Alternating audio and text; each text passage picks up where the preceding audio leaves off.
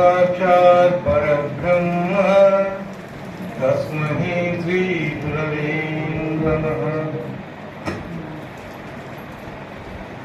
ओम नमो ब्रह्मदिभ्यो ब्रह्म विद्या सांप्रदाय कर्तृभ्यो वंशऋषिभ्यो महद्भ्यो नमः गुरुभ्यो सर्वोपप्लवरहित प्रज्ञानगण प्रत्यगर्चो ब्रह्मैवहमस्म्यहं पदार्थरहित श्रीराजयोगीन्द्र पादकमल सेवकं पोलोनिलयाचार्य गुरुदास्यं दिग्विजं परिपूर्णानंद आनंदयाचार्य स्वगुरुं भजाम्यहं निजानंद पोलोनिलयाचार्य गुरुदास्यं अमलानंद अमृतांब स्वगुरुं भजाम्यहं। మద్గురుదేవుడైనటువంటి శ్రీ అమలానంద అమృతాంబ మాత యొక్క పాదపద్మములకు నమస్కరిస్తూ ఈరోజు వేదికపై అలంకరించినటువంటి పెద్దలకు, గురి సమస్వరులకు మరియు గురుభక్త బృందములకు మరియు మాతృమూర్తులైనటువంటి తల్లులకు అందరికీ కూడా సభాముఖంగా ద్వాదశ వందనములు సమర్పించుకుంటూ ఈరోజు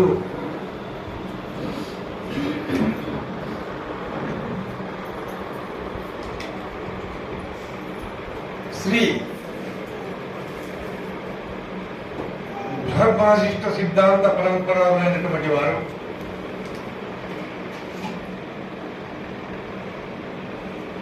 సజ్జన హనుమేశ్వర స్వాముల వారి యొక్క శిష్యరత్నమైనటువంటి శ్రీ పూజ్యులు శివశంకరయ్య స్వామి వారి యొక్క పాదపూజ, వారి యొక్క శిష్యుడు రత్నమైనటువంటి విలోడి సంగన గారు పుణ్య దంపతుల చేత ఈ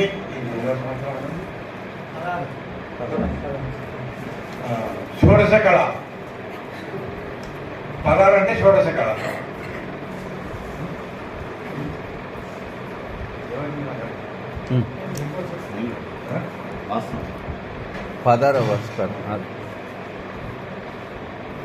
ఈ షోడశ వార్షిక ఆరాధన అనే కార్యక్రమము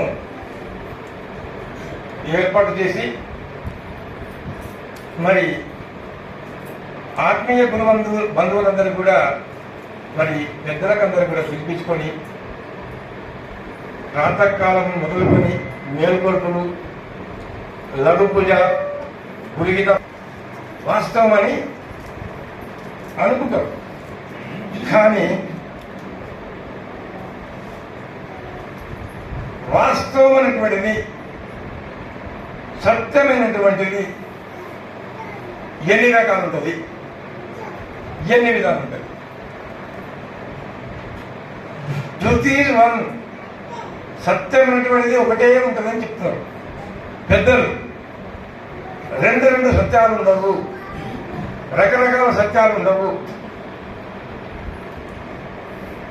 నాట్ ట్రూ, రెండవది లేనిదిగా. అది సత్యమైనటువంటి వస్తువు, దాని యొక్క స్వరూపమేమి,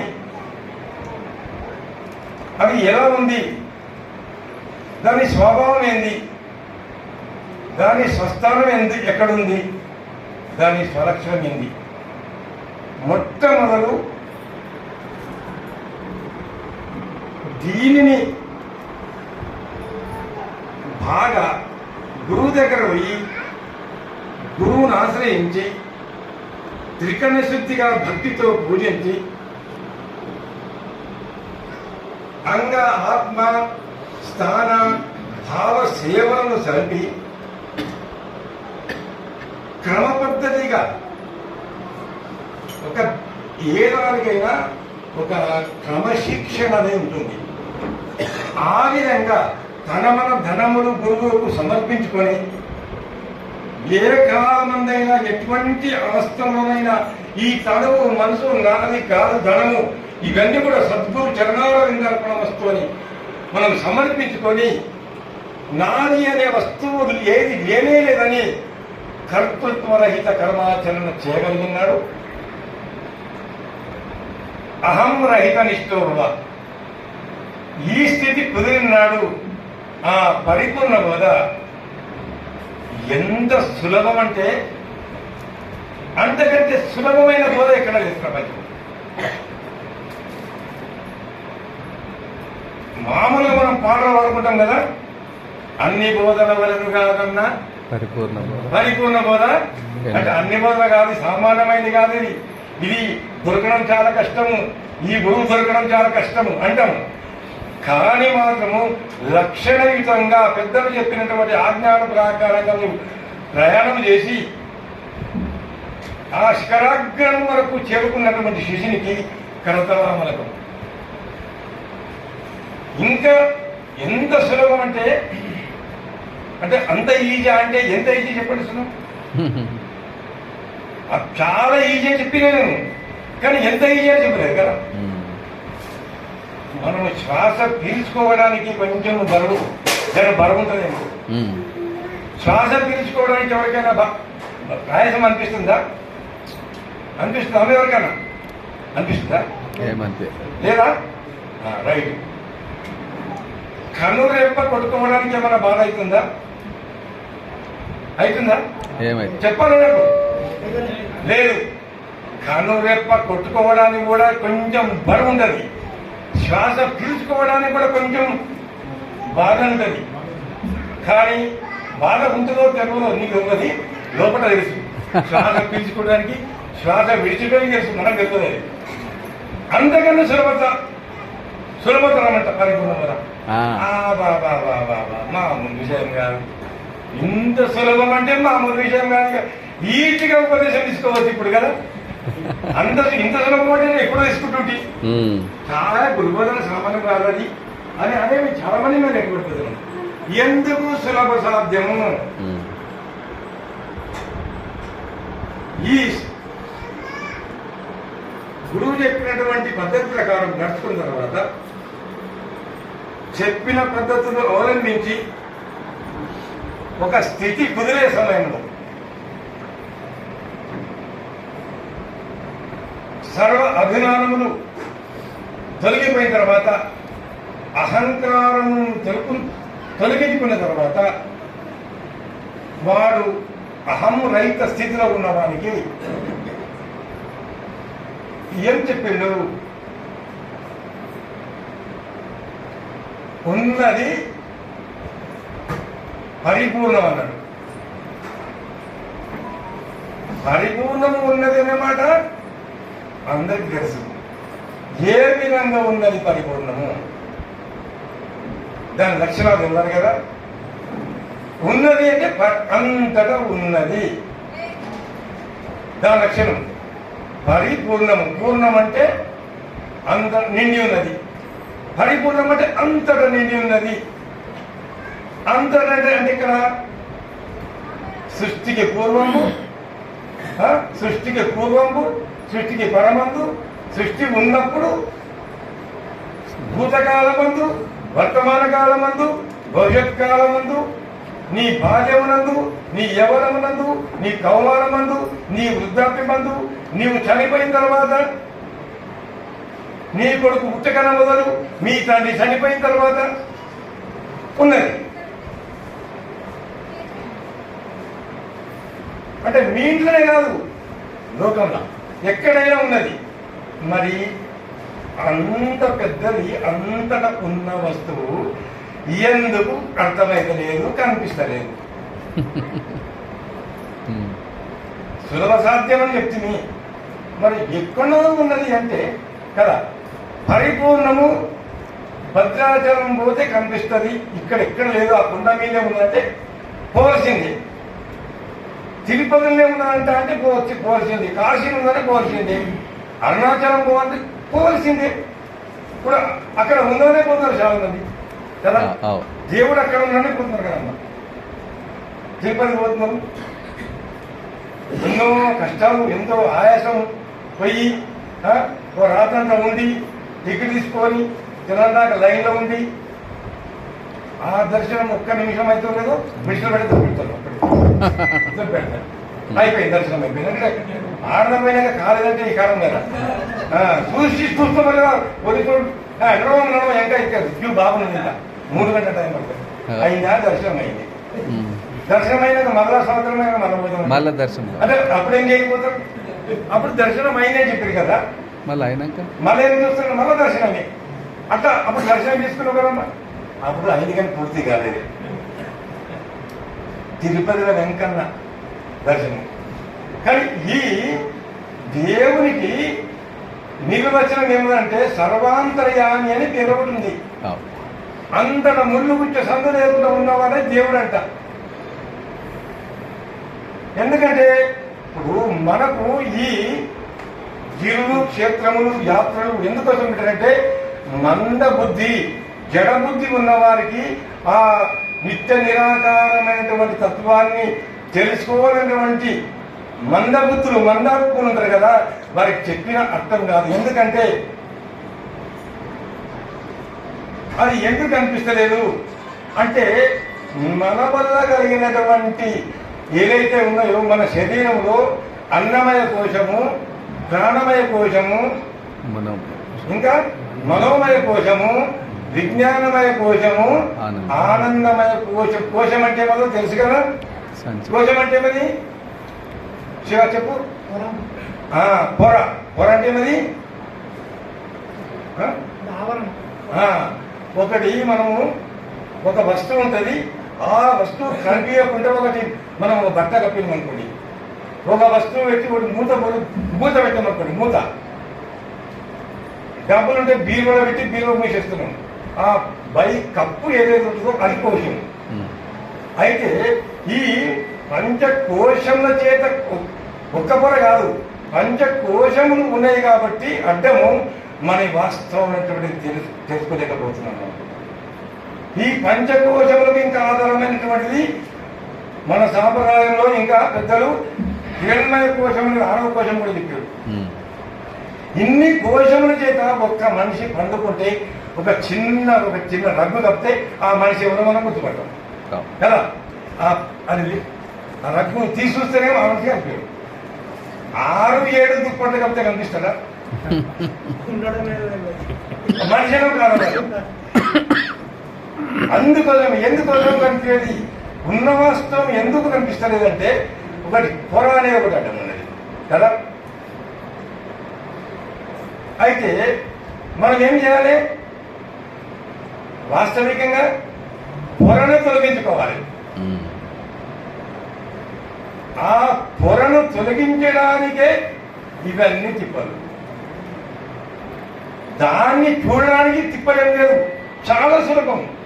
కానీ ఈ పొరలు అంటే కదా మనకు అన్ని తానై తనకై పండుగ వేరనుచు నోట వల్కుచు మరిత నన్నిటి ఎరికై యున్నానను ఎరకనరికే ఊహించుచుండు, తనలోని తాను మోహించుచుండు. ఎన్నో విచిత్రాలు ఎరక చేష్టలు ఉంటే కదా. ఉన్నది లేదు, లేకున్నది కలదాన్ని మోహించుచుండు. అంటే ఉన్న వస్తువును లేదంటది. ఎందుకంటే వీడు భౌతికపరమైనటువంటి దృష్టిని కలిగి ఉంటుంది. వీరికి నామరూప నడవలతో కూడుతున్నటువంటి బుద్ధి వినుకుంటుంది. కాబట్టి ఆ పరిపూర్ణం నందు నామ రూప నటనలు, క్రియలు ఈ లోకంలో ఉన్నటువంటి వస్తు సముదాయం ఏది ఉండదు. కాబట్టి ఏమీ లేదంటాడు. అంటే ఉన్న వస్తువును తెలుసుకోడు.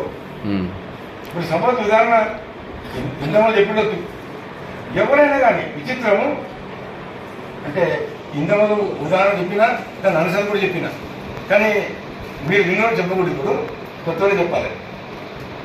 ఇదేమది అడిగినప్పుడు ఏం చెప్తున్నారు? ఇదేమది కనిపిస్తుంది కదా, అర్థం కావాలా? అర్చేయ నేను చూపించేది ఏమది? నేను కూర్చున్నాడు ఉంగరం కదా. మీరు చెయ్యి కనిపిస్తుంది. ఇంకోటి ఇప్పుడు ఇది చూపిస్తున్నా. ఇప్పుడు ఏమది ఫోన్ ఫోన్ ఇట్లా ఇది చూపిస్తున్నా. ఏది పూలదండ అన్ని మరి చూపి ఇప్పుడేమన్నా ఏం చేస్తాం కదా కదా ఏమి లేదు కాదు, చేతిలో ఏమి లేదు కానీ చెయ్యలేదని మాట కదా అక్కడ.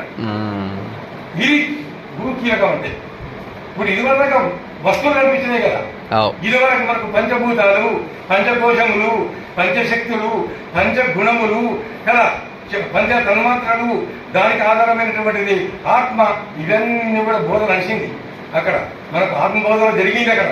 సాధన సంపత్తి అంటే అది.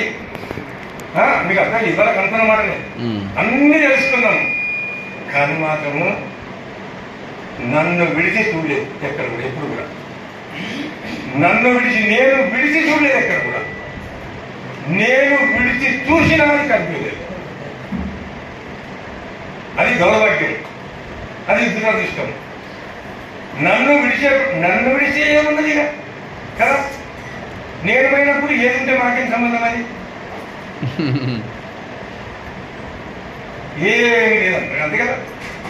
నన్ను విడిస్తే ఏమి లేదంటారు. ఏమి లేదంటే ఈ సమస్త వస్తు సముదాయం అంతా ఈ ఏది లేదు, ఏమి లేదంటే ఒక్క నీవు ఇరుమాలకు చూసినటువంటి వస్తువులు కూడా ఏమీ లేవు కాబట్టి ఏమి లేదని చెప్పింది.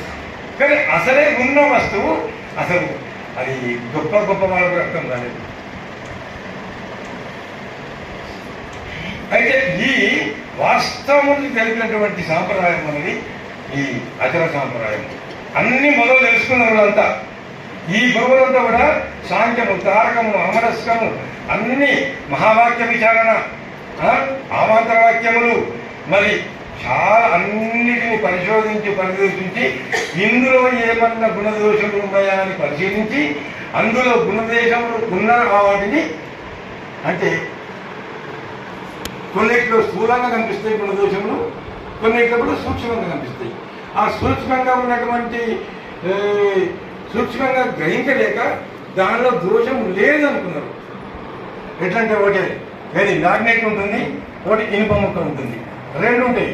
రెండు ఇక కొంచెం దగ్గర తీసుకురాగానే అప్పుడు ఆ ఇనుప ముక్క చెలించి తక్కువ ఆ అయస్కాంతం దగ్గర పట్టుకుంటుంది. అయితే ఇప్పుడు కదిలింది ఏది? ఇనుప ముక్క కదిలింది.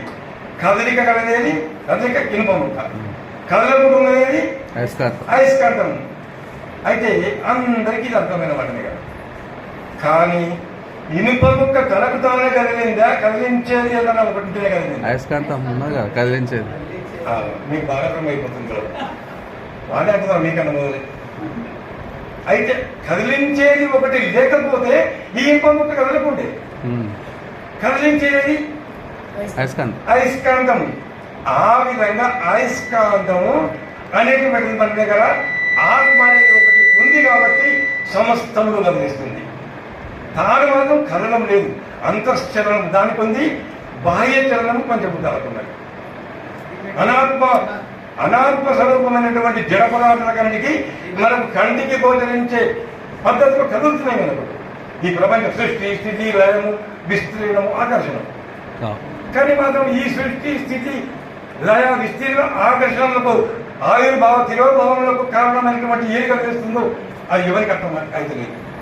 అది కదలలేదు, ఇవే కదులుతున్నాయి అనుకొని ఆ విధంగా అదే అచలమని, అదే నిజమైనటువంటి తత్వమని, అదే నిజమని, శాశ్వతమని వేరే ఉపనిషత్తులు, ఎన్ని ఉపనిషత్తులు ఆత్మ ఉంటే బాగా నిర్గుణం, నిశ్చలం, నిష్క్రియం, ఎంత ప్రపంచం దానికి లేదు, చావు పుట్టక లేదని ఈ విధంగా అనేకంగా ఉద్బోధించింది. కానీ ఈ ఏదైతే మనకు పరమగోప్యంగా చలించే వస్తువు ఏది, చలింపజేసే వస్తువు ఏదని తెలుసుకున్న వారే ఈ బృహద్భాషిష్ట సిద్ధాంత పరులు. కాబట్టి కాదు అంతఃచలనమైన బాహ్యచలనమైన చలనమే. ఒక్కసారి చలనం కలిగిందంటే అది అచలం కాదు అని సిద్ధాంతరించాడు. ఎప్పుడైతే అది అంతఃచలనం కానీ బాహ్యచలనం కానీ, ఇప్పుడు ఒక ఆయనకు నీవు అంత మంచిగున్నది కానీ గురువు గారు నీ కోపం ఒకటి బాగాలేదు చూడు, ఆ కోపం ఒకటి విడిచిపెడితే నీ అంటే పెద్ద గురువు ఎవరు లేరని చెప్పారు స్వామిలాగా. అయితే అందరూ అంటారు అమ్మో చాలా శిశువు మంది ఇంటికి అంటున్నారు, బోధ మంచిగున్నదండి ఇది. కానీ మన అడిగితే అప్పుడే కష్టమంటాడు, ముఖం చూడడు ఇంత. కోపం ఉండకూడదు కదా మరి, కోపం ఉండకూడదు కదా అని శిష్యులు అంతా శిష్యులు ఏం రా నేను ఏం దూరం చేసిన బోధ మంచిని చెప్తే ఎందుకు వస్తలేరా శిష్యులు నా దగ్గర కంటే, ఏం లేదు అంతా మంచిగున్నది, భోజనము మర్యాదలు అన్ని బాగున్నాయి. కానీ కష్టం నిశాంతో పడిపోయి శిష్యుల మీద మంచి ప్రేమతో చెప్తున్నారు. బుద్ధి లేదా శివ ఎల్లరైతే పోయి ఇస్తాను పోయి ఇట్లా బుద్ధి లేదా అది లేదా అట్లా అయితే ఇంకా గలీజ్ గలీజ్ మాట్లాడుతారు. అందరు కోపం విడిచిపెట్టడం అంటున్నారు. సరే ఇక కోపం విడిచిపెట్టడానికి ఎక్కడో తీసుకొని విడిచిపెట్టలేదు లేదు కదా, దాన్ని రాని ఒకటి ఉన్నాను కదా అనుకున్నాను. అనుకున్నాక ఇక ఇక ఎవరు వచ్చినా కానీ మంచిగా మాట్లాడాలంట, మంచిగా శాంతంగా మంచి ప్రియమైనటువంటి వాక్యాలు, సత్యమైనటువంటి బోధ, ఎటువంటి కోపం అహంకారం లేకుండా మాట్లాడుతుంటే ఆహా గురువు ఎంత మంచిగా తయారైండు అని బాగా అందరూ చాలా మంచిగా మెచ్చుకుంటున్నారంట. మెచ్చుకున్నాక ఇక వార్షికోత్సవం అవుతుందంట. వార్షికోత్సవం స్వామి మీదే చెప్తా ఏమనుకోకూడదు కదా. అంటే ఒకటి రచనకు రావాలంటే ఒక చెప్పాలని చెప్పి అదే ఓ శిష్యుడు అక్కడక్కడ పూజల మీద అక్కడక్కడ పూజలప్పుడు ఇప్పుడు ఏం చెప్పాడు, జూలై 12వ తేదీ పూజ అని చెప్పినా కదా చెప్పిండు. చెప్పిన తర్వాత మా గురుగారు మంచి కోపం లేదు కదా చూద్దామని చెప్పినంట. ఇప్పుడు చెప్పిన మాట పోయేటప్పుడు అయ్యగారు పూజ అనడానికి అని అడిగినంట. అంటే సభలు ఎత్తి కదా 12 అని చెప్పలేదా, అదే అదే అంటారు. మళ్ళీ కొంచెం దూరం పోయిన తర్వాత చెప్పులు వేసుకున్నాడు, దిగిపోతున్నాడట. మళ్ళీ వచ్చిండట. ఏమంటే ఇప్పుడు జూలై ఆగస్టు 12 అని పట్టినట. అరే జూలై 12 క్లియర్ వ్యక్తి కదా నీకు అని అక్కడ ఇంకా కొంచెం పోయిన తర్వాత మళ్ళా 3 వెనక మళ్ళా అడుగుతున్నట. నీ అడుగుడు ఎన్నిసార్లు నువ్వు ఎన్నిసార్లు చెప్పాలి నీకు, మనిషి గాడి ఒక్కసారి 2 సార్లు 3 సార్లు పుష్పమని కోపం వచ్చిందట. పుష్పమని కోపం వచ్చిన కదా అయ్యారు కోపం పెట్టినట్టు కదా.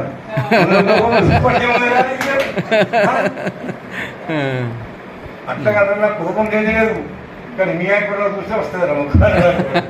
నేను నా కోపం నీవే కారణం, నా దగ్గర కోపం లేదని చెప్పాడు. మరి గురువు దాటింది మళ్ళా సద్గురునాథ్ మహారాజ్ కాబట్టి. ఎందుకంటే ఈ బోధ చాలా అమోఘమైనటువంటి బోధ, సమయం కావాలి, అన్ని కావాలి. ఇంకా పెద్దలందరూ చెప్తారు. సద్గురు ప్రభు మహారాజ్ కి జై.